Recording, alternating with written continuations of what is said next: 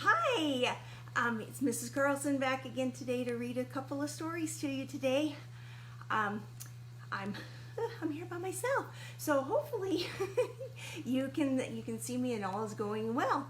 So I am going to read a couple of stories today. One, I had to pick another one of my favorite things, and the favorite thing, again, my students all know this. Hedgehogs. Love hedgehogs. That whole Jam Brett thing, I kind of went along with that. That's how we started way back 20-something years ago. So my two stories I'm planning on getting in time are the Hedgehog book, and then also one of my grandson's favorite books, which is called Yuck, That's Not a Monster. And there's a little spot in there that he laughs every single time. And I love it because I just wait for it and he laughs, and it's a legitimate real laugh. So, Mr. Declan, if you are watching, I expect you to laugh at that spot. So I'm going to start with Yuck, That's Not a Monster. And it is by Angela McAllister and Alison Edgson.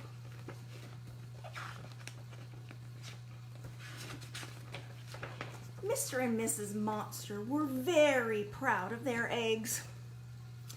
Mr. Monster kept them warm by huffing with his hot, stinky breath. Mrs. Monster screeched at them. One stormy night, the first egg cracked. Out climbed an ugly little monster with prickly spikes and snarly fangs. "Aww, he's frightful," sighed Mr. and Mrs. Monster. So that's what they called him. The second egg cracked, and out climbed another ugly little monster with horny spines and bristly warts. "Oh, she is horrid!" "Oh," sighed Mr. and Mrs. Monster happily. So that's what they called her. Then the third egg shook a bit. Frightful and Horrid gave it a poke. Out crept something very soft and pink. "Ugh! He's sweet," said the little monsters. "Let's squash him." That's the part where my grandson laughs. "Well, he's not exactly what we expected," said Mrs. Monster. "He is a little bit of a shock." "So let's throw him out with the trash can," said Mr. Monster. Suddenly there was a crash of thunder. "Mama!" cried the fluffy one and jumped into Mrs. Monster's arms. She looked down at her bundle of sweetness. "I think we'll keep him," she said. "He may look different, but inside he's still a monster, just like us." So they called him Little Shock. Each day, Frightful and Horrid grew hairier and scarier. They learned how to spit and how to snarl and how to scratch. But Little Shock grew more fluffy. He liked to gurgle and roly-poly and twinkle his big blue eyes. He loved his brother and sister and followed them everywhere. "If you want to play with us, then you need to be wild and rambunctious," said Frightful and Horrid. They showed him how to howl at the moon, and it hid behind a cloud. But Little Shock was afraid of the dark. They showed him how to squash and to stomp and to trample. But Little Shock saw a worried worm and sat down to give it a hug. Ugh, sneered Frightful and Horrid. He's such a cutie pie. Soon, Frightful and Horrid were old enough to go monstering in the woods. You have to take your brother with you, insisted Mrs. Monster. Frightful and Horrid snorted grumpily, but they put Little Shock in a wagon, hid him under a blanket, and tugged him along. In the woods, Frightful leaped out at a fox and made it turn white. Horrid pounced on a wild pig and made him jump up into a tree. Grrr, arr. They had a wonderful time. Little Shock hugged his blanket and played peekaboo with a mouse.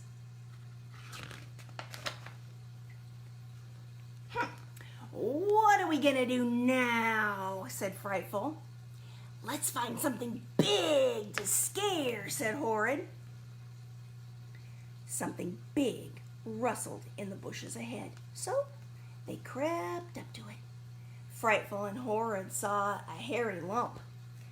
They winked at each other, took a deep breath, and roared.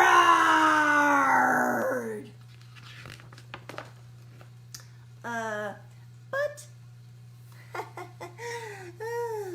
the hairy hump was just a little bit of a really big monster. It snarled and flashed its fiery eyes. Who dared to roar at me? Frightful and Horrid were too terrified to run away. Their spines shriveled up and their claws curled.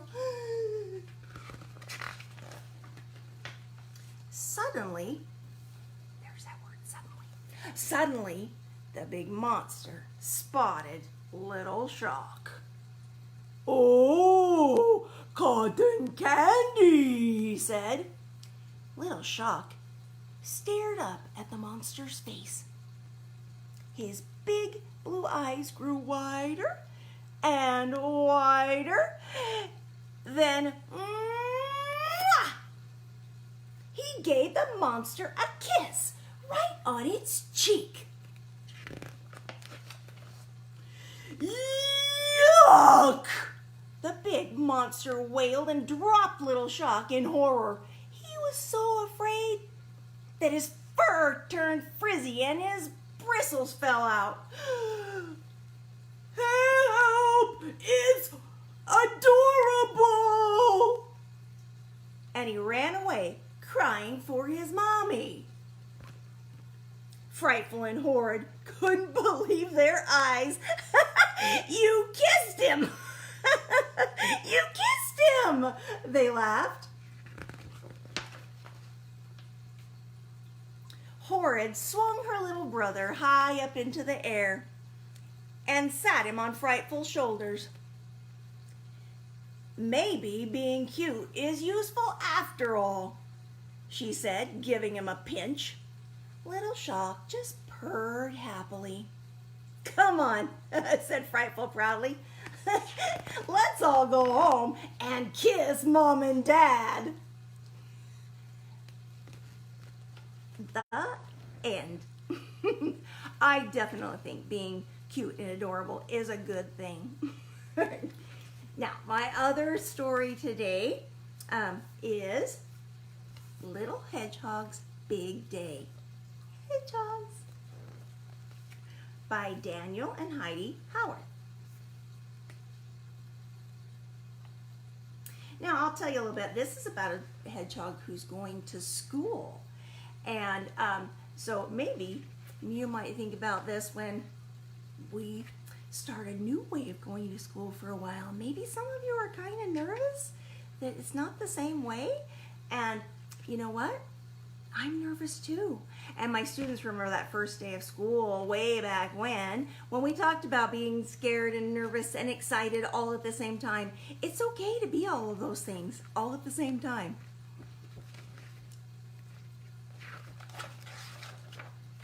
Little Hedgehog's Big Day.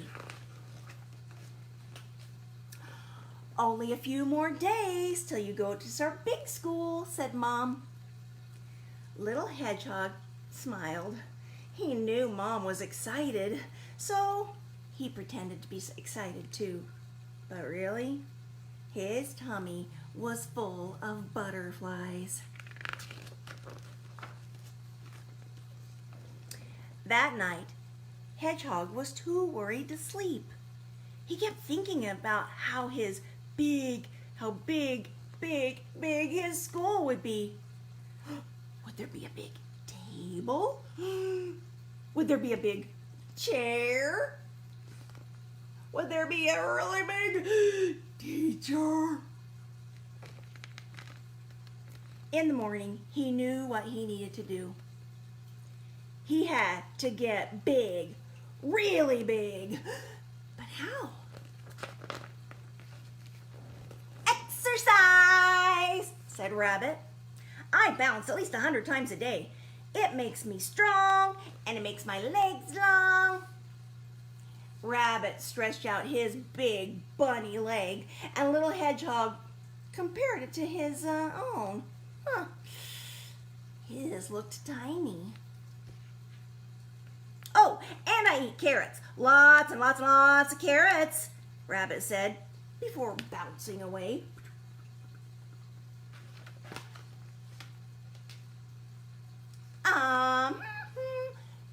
Said Squirrel. Jumping makes you big, and eating nuts, lots and lots and lots of nuts. They make me strong, he said, flexing his muscles. See? He jumped up quickly and dangled from a branch. Little Hedgehog jumped, but there was no way he could even reach.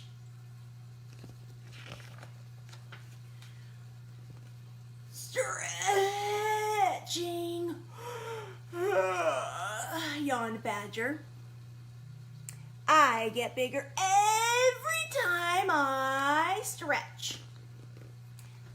Little Hedgehog stretched next to Badger, but it just made him feel even smaller.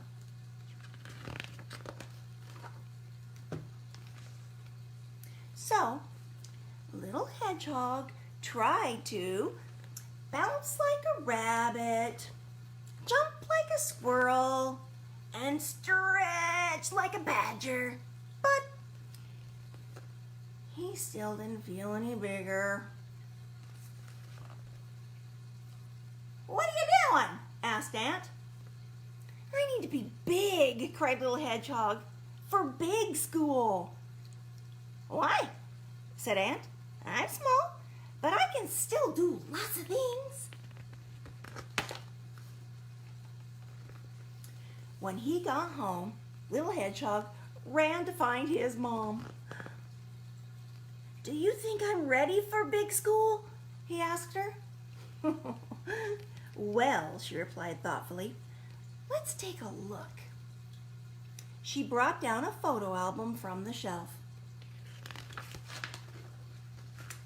Inside were lots of photos of Little Hedgehog. Just look at all the things that you have done already, she said proudly. Then Mom showed him an old picture of a little hedgehog with a school hat and a book bag.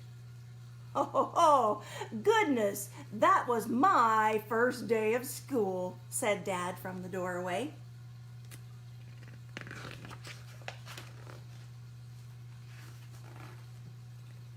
On the first day of school, Little Hedgehog was all ready to go.